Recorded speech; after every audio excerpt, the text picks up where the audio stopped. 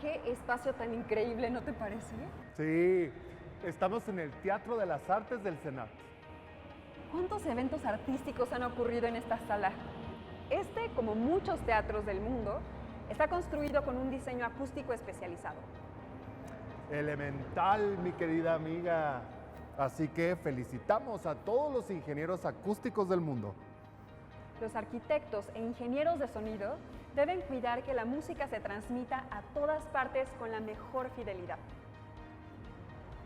Mira, eso no lo había pensado, pero tiene lógica. En todas las salas de conciertos utilizan paneles especiales en el techo y paredes.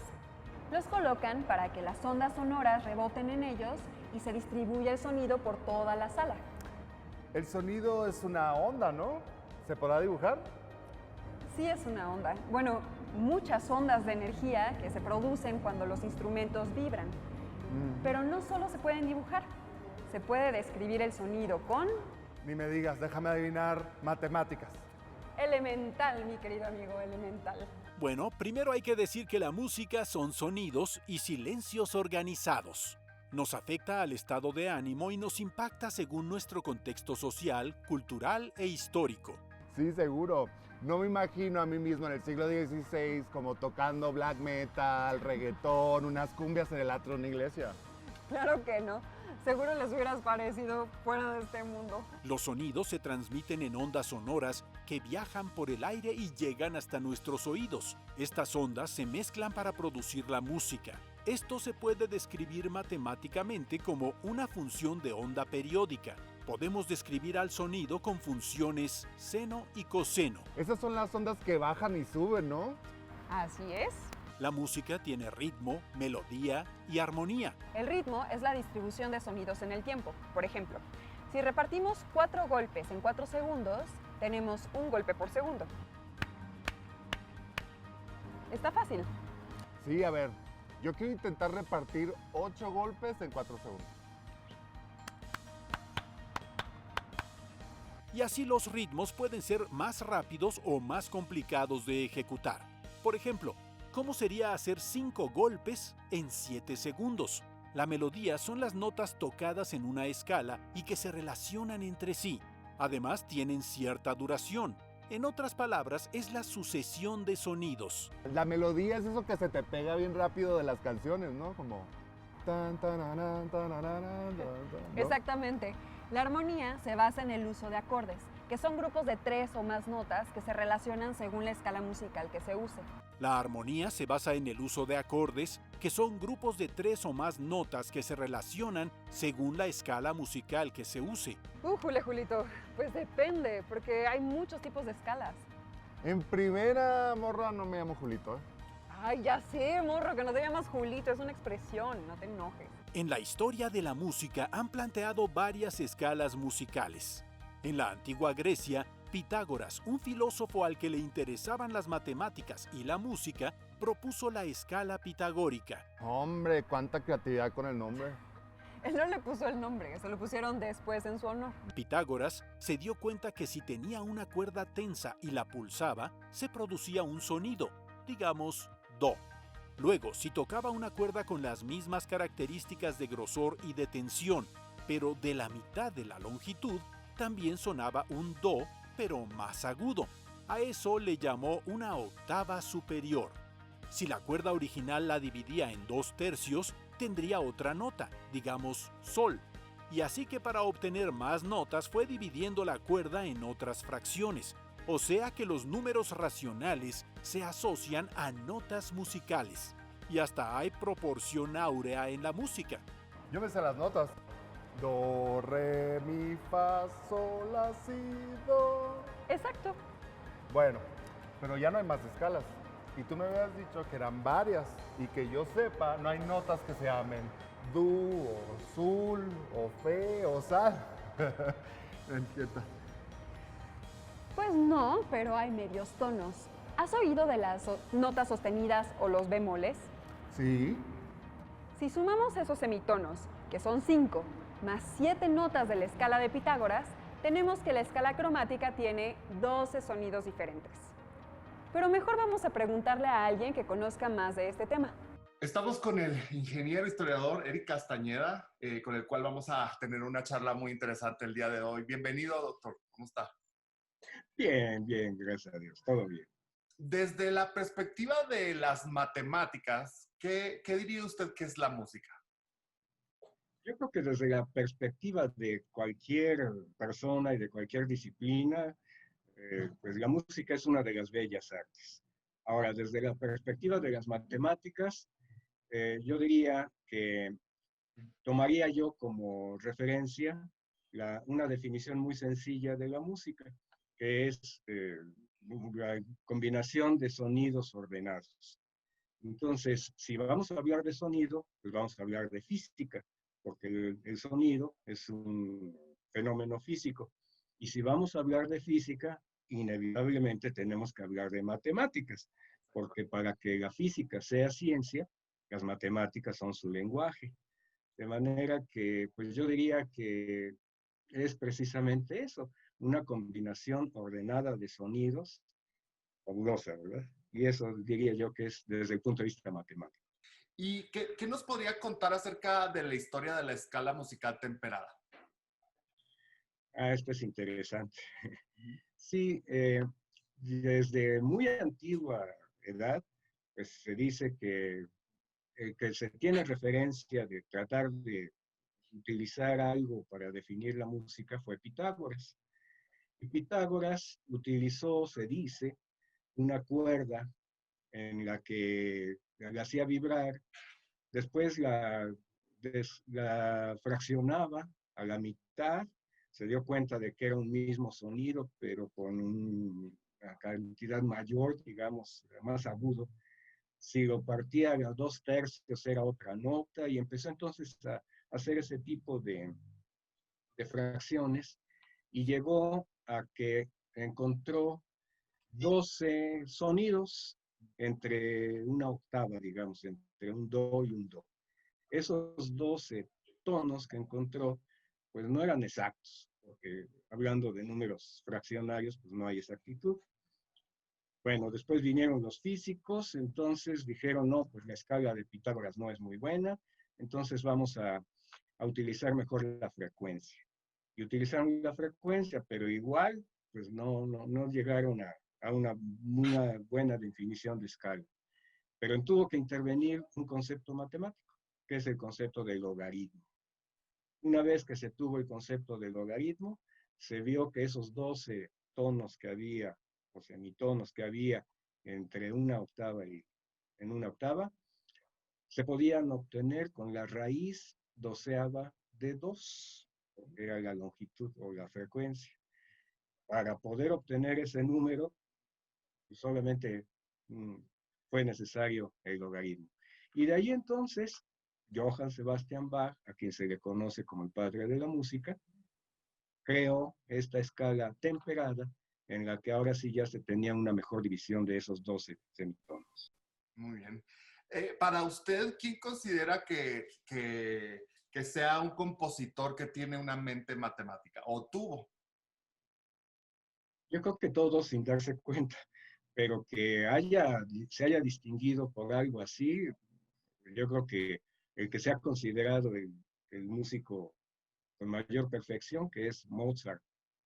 Mozart incluso tiene una obra en la que juega con combinaciones matemáticas de tal manera que se puede empezar en un compás y terminar en otro y se oye muy bien. Y más recientemente, Béla Bartók, un húngaro, que utilizó la proporción áurea, por ejemplo, para crear música. En lo personal, a mí no me gusta la obra de Bartók, pero es que allí interviene, pues es una de las bellas artes, entonces interviene el gusto, el sentimiento, y a mí no me gusta su música de él, pero yo le diría que pues, cualquier músico. Ahora, dentro de nuestro ambiente aquí en nuestro país, pues hay un profesor de la Facultad de Ciencias, Emilio Lluís Puebla, que es concertista de piano, y también dentro de la Facultad de Ingeniería, en donde yo doy clases, la maestra Beatriz Hernández es ingeniera y es concertista de piano también. Así que, pues hay muchos. Y ahora le voy a hacer la pregunta al revés. Desde la perspectiva de la música, ¿usted qué considera o cómo se definirían las matemáticas? Yo también allí le respondería similar. O sea, las matemáticas desde cualquier punto de vista, pues son una herramienta sensacional que permite ese lenguaje de la ciencia, de la física, de la química. Y igual, desde el punto de vista de la música, pues es la forma en la que se ha evolucionado, a lo mejor sin darse cuenta, pero en la que se ha evolucionado para, para llegar a lo que es actualmente.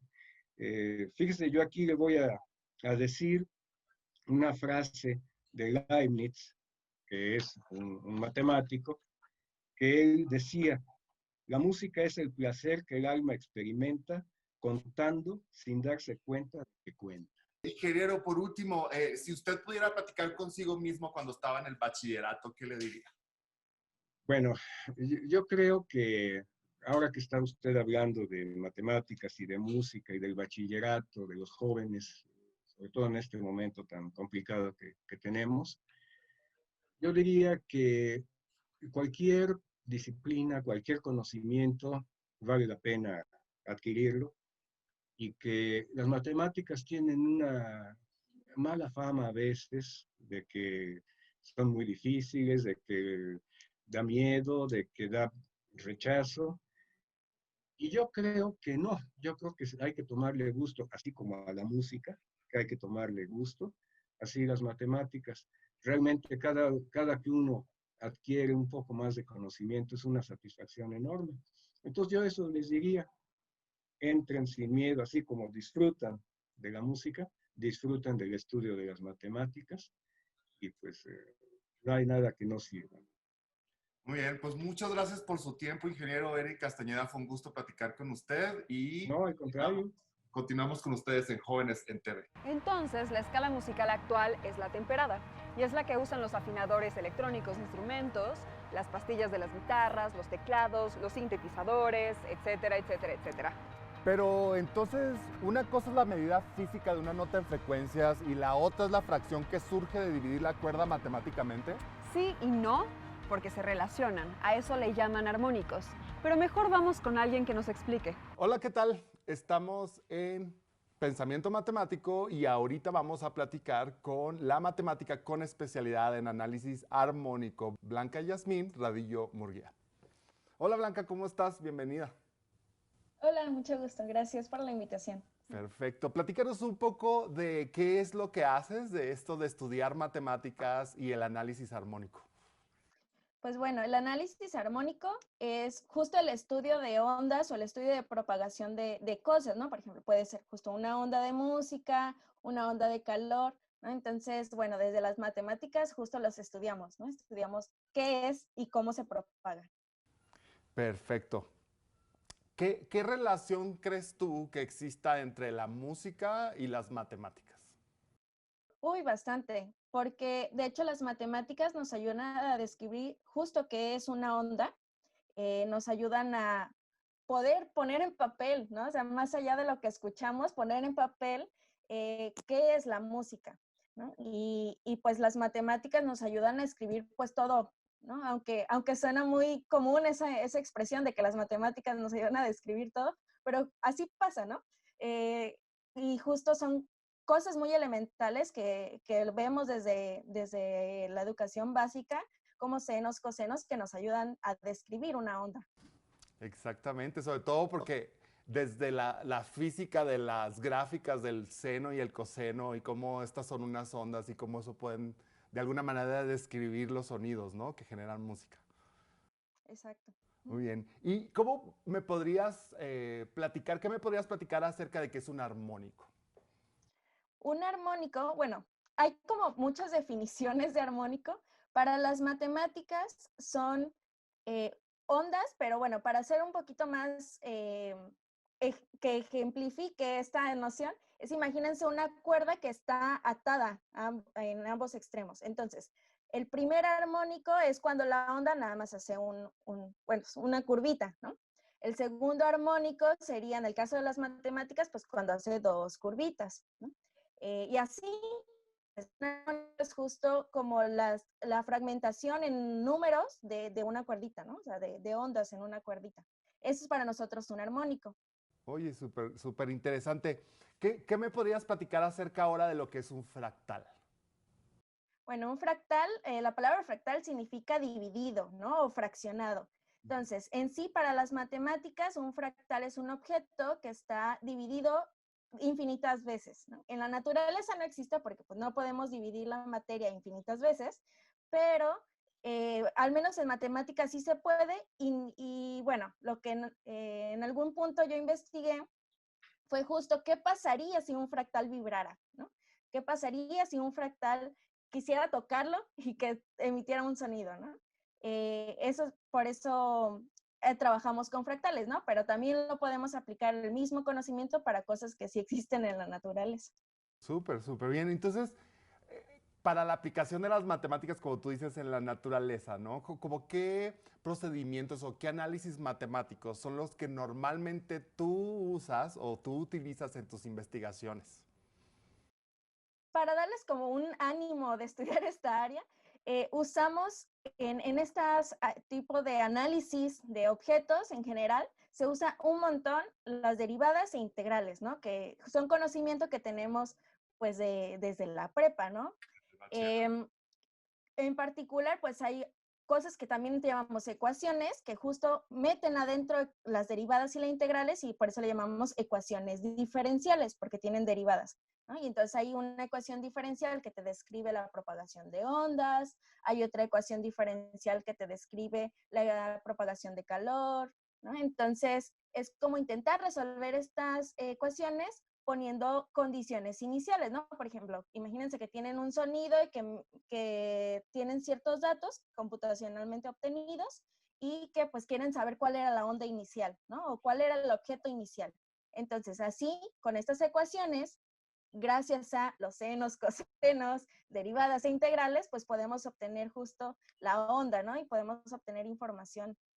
Oye, pues qué buena onda, ¿no? Digamos, qué buena onda, ¿no? Con estas ondas. Oye, y justo, ya ves que existen como afinadores digitales de instrumentos o teclados que emulan diferentes instrumentos musicales. ¿Cómo se relacionan las matemáticas que ustedes hacen con estos artefactos que producen música? Curiosamente es sencillo. Para las matemáticas es sencillo, quizás para ya lo ingenieril, para aplicarlo ya es más complicado, ¿no? Eh, pero justo, bueno, retomando un matemático que se llama Joseph Fourier, que vivió por ahí de los 1700, entre 1800, él descubrió, y por eso están las matemáticas, que todo sonido está como sumas, puede ser finitas o infinitas, de senos y cosenos, o sea, de estos armónicos que habíamos dicho, ¿no? Entonces, de manera computacional o de manera ingenieril, pues es justo intentar tomar un sonido, descomponerlo en estas sumas de armónicos y ya con eso obtienes, como decir, una sucesión de numeritos de cómo podemos describir nuestra onda. Entonces, cuando hacemos eso, pues justo si ya tenemos estos numeritos, los metemos a una computadora y la misma computadora puede hacer el mismo sonido, ¿no? Que hace un instrumento.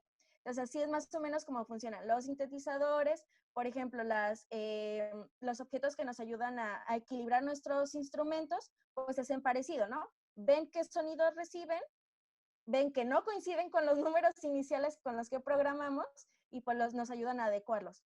De hecho, otra cosa que también, que eso sí lo tenemos casi todas las personas, son los audífonos que cancelan el sonido. Claro. Reciben la señal, obtienen estos numeritos y básicamente es ponerle un menos a los numeritos y ya con eso cancelan el sonido. Entonces, Así de exacto, así de fácil, ¿no? Entonces, justo por eso digo, en matemáticas es sencillo describir estas nuevas tecnologías, pero pues ya la manera ingenieril, que es el trabajo para ingenieras e ingenieros, pues ya es más complicado, ¿no? Perfecto. Oye, Blanca, si tú pudieras hablar contigo misma cuando estabas en el bachillerato, ¿qué le dijeras? Pues que me dejara guiar por mis gustos, ¿no? Porque yo cuando yo iba en la prepa ni siquiera estaba pensando estudiar matemáticas, ¿no? Yo quería estudiar danza, o sea, muy, muy diferente a las matemáticas, pero pues al final yo sabía que me gustaban las matemáticas, ¿no? Quizás no era la mejor, quizás no tampoco era la peor, pero que siguiera mis gustos, ¿no? Y entonces creo que no importa que no seas la mejor desde estudiando cierta área en la prepa, si es lo que te gusta, intentarlo, ¿no? Intentar seguir ese camino. Así es, a darle con todo, ¿verdad? Con todo, con toda la pasión. Por último, Blanca, te quiero preguntar, si en este momento tú pudieras escuchar una canción, ¿cuál sería y por qué? Ay, ahorita la que se me viene a la mente, o sea, que si tuviera ganas de escucharla, se llama We Are Golden, de un artista que se llama Mika, porque justo nos llena, ¿no? Esa misma canción nos dice que somos valiosos, ¿no? Y somos valiosas. Entonces, pues justo, si quieres tener un día lleno de energía, lleno de motivación, pues sería una canción que yo recomendaría escuchar. Perfecto, pues muchas gracias Blanca por tu tiempo, qué interesante es escucharte y tan apasionadamente hablar de lo que haces, te agradecemos mucho tu tiempo y nosotros seguimos en Jóvenes en TV. Ah, pues casi que es lo mismo, la nota y la frecuencia porque se relacionan con el armónico. Ah, caray, creo que lo entendiste mejor que yo. Ya ves, por andar yo pensando en estos conciertos de rock. Oye, ¿y tú qué sabes tanto de chismes de los famosos? ¿Conoces compositoras o compositores mexicanos contemporáneos importantes? ¿De esos que son orgullo nacional? Pues sí, conozco varios. Julián Carrillo, José Revueltas, Manuel M. Ponce, Rosa Gurayev y más. Pero ya sé quién nos va a contar de ellos. El día de hoy tenemos como invitado al músico mexicano Juan José Rodríguez. Bienvenido, Juan José, muchas gracias por esta entrevista. Hola, mucho gusto y muchas gracias, al contrario. Gracias por entrar aquí a la casa y platicar conmigo. Gracias. Pues nos gustaría que pudieras como explicarnos primero qué es una escala musical. Una escala, vamos a tratar de hacerlo rápido, mira. Matemáticamente es, una cuerda tiene todo este largo y a la mitad, este es el sonido original, y a la mitad es el mismo sonido pero más agudo. ¿Ok? Y entonces en el sistema europeo lo dividimos en 12 trastes. Tenemos 12 que van desde el do, nosotros lo dividimos de un do hasta otro do, hay 12 teclas en el piano o 12 trastes en una guitarra. Una escala comprende solo algunos de esas para poder hacer una formación, digamos. ¿Qué pasos voy de un do a otro do? Por ejemplo, que todo el mundo la conocemos, es la escala mayor, que generalmente se oye alegre. La escala, para reconocer una escala mayor, se oye alegre. Y la escala menor, doy otros pasos dentro de un do a otro do, pero se va a oír triste. Es la forma de acomodar los pasos que van de un do a otro do. Eso es una escala y es muy importante porque en la música nos va a decir cuando algo es alegre o triste. Por ejemplo, un acorde mayor o una escala mayor se oye alegre y en cambio eso fue un do mayor. Un do menor, cambié una sola nota y se oye triste. O pues puede sonar enojado. Eso es una escala, básicamente. Hay muchos tipos de escalas, pero tendríamos que dar una clase de 2 horas para hablar de las escalas. Claro. ¿Y podrías decirnos si entonces consideras que o sea, todos los tipos de música tienen una escala? O sea, ¿se manejan en una escala? El 95 o 99% de la música que oímos, sí. La música que escuchamos en el radio, los éxitos pop, la música clásica, mal llamada clásica, la música culta, el son jarocho, todo el folclore, casi todo está construido alrededor de escalas porque es el sistema europeo que dominó el mundo. En realidad, en la India, por ejemplo, entre un do y otro do tienen muchos más tonos que a nuestro oído sonarían muy raros, como desafinados. Y en cambio en China solo tienen 5 tonos entre un do y un do. Entonces, para los chinos tenemos demasiados sonidos, para los hindúes tenemos demasiado pocos sonidos. Entonces es difícil oír música hindú al principio porque parece que están desafinando y no, ellos tienen un oído entrenado te lleva años el acostumbrarte a ese tipo de música y entonces encontrarle la belleza. Hay tipos de música ya muy contemporánea donde es muy académico y muy de ruidos, donde ya va a ser difícil decir me gusta o no hay una escala, ¿no? Algo como...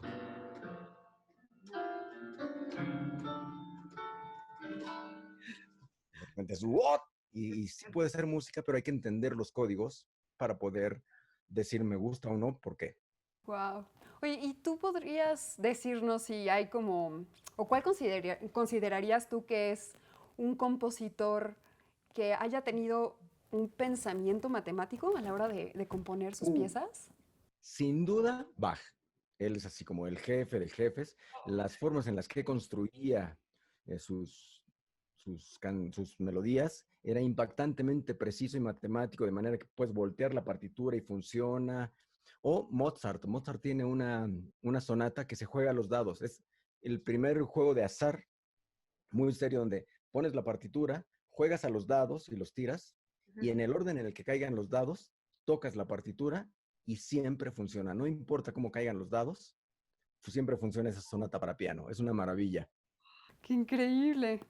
Y bueno, hablando de compositores, tú, ¿qué compositor mexicano ya de renombre internacional es uno de los que más admiras? Uy, hay muchos, afortunadamente. Están poco difundidos, pero por ejemplo, desde los viejos como Manuel M. Ponce, que era totalmente a la europea, muy al estilo francés, pero hizo cosas hermosísimas como el Esquercino mexicano para guitarra o como el famosísimo Intermezzo. El Guapango de Moncayo, que yo creo que es nuestro segundo himno nacional, pese a que lo han choteado para turismo y cosas así. Yo creo que es una pieza hermosísima que recoge los sones jarochos llevados a la alta escuela o los sones de mariachi también de Blas Galindo. Más contemporáneo está el maestro Javier Álvarez, que hizo la música de Cronos para Guillermo del Toro y que también tiene unas cosas, por ejemplo, una que se llama Temazcal, que es para cinta grabada y maracas. Y uno piensa, maracas, eso no es un instrumento serio, a cualquiera hace chiqui chiqui y ya. No, Temazcal es una obra complejísima en la cual el intérprete debe tener una técnica percutiva muy importante para las maracas e ir sincronizado a una cinta pregrabada. Y es una maravilla esa Temazcal. Wow. Uy, pues muchas gracias. Ya nada más por último me gustaría preguntarte, ¿qué le dirías a los chicos de preparatoria que ahorita justo están todavía como viendo estas matemáticas que son tan extensas y todavía no como tan enfocadas, ¿no? en algo en particular? Yo creo, en mi caso, lo que me funcionó es encontrar un sentido práctico a las matemáticas. La física me gustaba mucho y las matemáticas abstractas no. Y en realidad la física son puras matemáticas, pero muy divertidas porque te explican cosas tangibles. La música es una parte tangible. Cuando empiezas a estudiar tiempos, solfeo desde primer año, al principio parece aburrido y después te das cuenta que desarrollaste un pensamiento matemático que después no necesitas retomar y clavarte y pensar que eres Isaac Newton, pero entiendes mucho mejor. Entonces, el encontrarle un sentido práctico a las matemáticas, algo divertido, seguro se lo van a encontrar con lo que les guste, ya sea andar en bicicleta, tocar un instrumento, siempre hay algo práctico en lo cual podemos encontrar matemáticas y sí nos van a funcionar no solo para lo que tocamos, sino para la vida. Claro. Ay, pues muchas gracias por esta hermosa entrevista, de verdad. Espero que a todos les haya dejado como esta sensación de poder encontrar cuál es su aplicación favorita de las matemáticas y que vayan hacia esa dirección. Y bueno, esto fue Jóvenes en TV. Ay, no tenía ni idea. Ahora hasta me siento más orgullosa de ser mexicana. ¿Tú no?